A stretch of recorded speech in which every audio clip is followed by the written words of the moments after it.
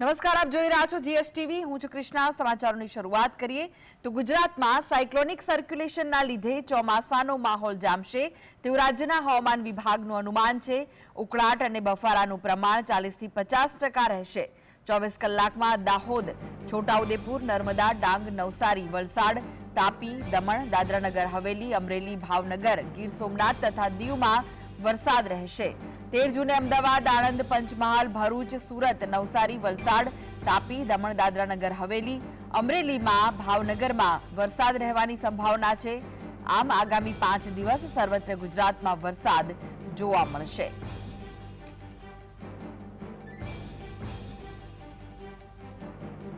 आज के लिए वो डिस्ट्रिक्ट है दाहोद, छोटा उदयपुर, नर्मदा, डांग, नवसारी, वलसाड़, तापी, दमन और दादरा नगर हवेली। और कल की बात करेंगे जहाँ पे आइसोलेटेड प्लेसेस पे लाइट रेन और साथ में थंडरस्टॉर्म की वार्निंग दी गई है। वो डिस्ट्रिक्ट हैं अहमदाबाद, आनंद, पंचमहल, दाहोद, महिसागर, बड़ोदरा और साउथ गुजरात रीजन के सारे डिस्ट्रिक्ट कवर हैं जहाँ पे आइसोलेटेड प्लेसेस पे लाइट रेन और साथ में थंडरस्टॉर्म होंगे कल के लिए।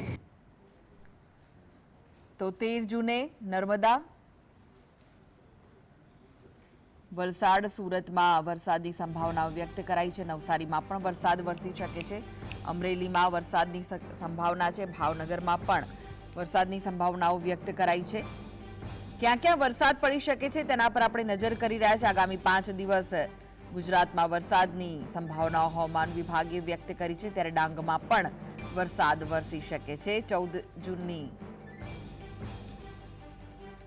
જો આગળ વાત કરીશું તો 14 જૂને પણ સુરત, નવસારી, વલસાડમાં વરસાદની સંભાવનાઓ વ્યક્ત કરવામાં આવી છે.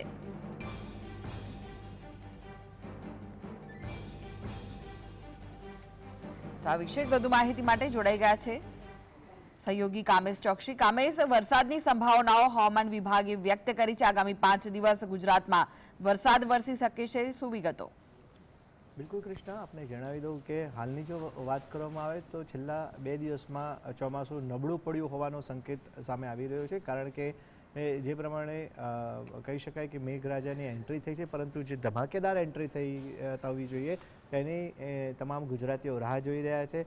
છેલ્લા 24 કલાકની જો વાત કરવામાં આવે તો છેલ્લા 24 કલાકમાં વરસાદનો જોર ઘટ્યો હોવાનો અહેવાલ સામે આવી રહ્યો છે.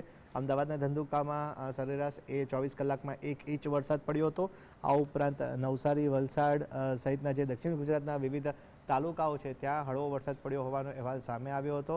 અત્યારની જો વાત કરવામાં આવે તો અત્યારે એવી સ્થિતિનું નિર્માણ થયું છે ગુજરાતના વિવિધ ભાગોમાં કે હળવો વરસાદ પડી ગયો પરંતુ પડીને બંધ થઈ ગયો, એટલે કે એના લીધે ઉકળાટ અને બફારાનું પ્રમાણ વધી ગયું છે. અને આ સાથે જે લોકો દિવસે હજી પણ ગરમીનો અનુભવ કરી રહ્યા છે ત્યારે ઉકળાટ અને બફારાનું પ્રમાણ પણ લગભગ 40 થી 50% રહે તેવું હવામાન વિભાગનું અનુમાન છે. સાયક્લોનિક સર્ક્યુલેશન સક્રિય થતાં વરસાદ પડે તેવી સંભાવના હવામાન વિભાગ દ્વારા વ્યક્ત કરવામાં આવી છે. આ સાથે જ આજની જો વાત કરવામાં આવે તો આજે 13મી જૂને હવામાન વિભાગે જે આગાહી કરી છે તે પ્રમાણે અમદાવાદ, આણંદ, પંચમહાલ, દાહોદ, મહીસાગર, વડોદરા, છોટાઉદેપુર, નર્મદા, ભરૂચ, સુરત, ડાંગ, નવસારી, વલસાડ, તાપી, દમણ, દાદરાનગર હવેલી, અમરેલી, ભાવનગર સહિતના વિભાગોમાં હળવો વરસાદ પડે તેવી શક્યતા વ્યક્ત કરવામાં આવી છે. એટલે કહી શકાય કે ઉત્તર ગુજરાત, મધ્ય ગુજરાત અને દક્ષિણ ગુજરાત સહિત સૌરાષ્ટ્રમાં હળવો વરસાદ પડે તેવી સંભાવના વ્યક્ત કરવામાં આવી છે. ઓવરઓલ જો વાત કરવામાં આવે તો હજી 4 થી 5 દિવસ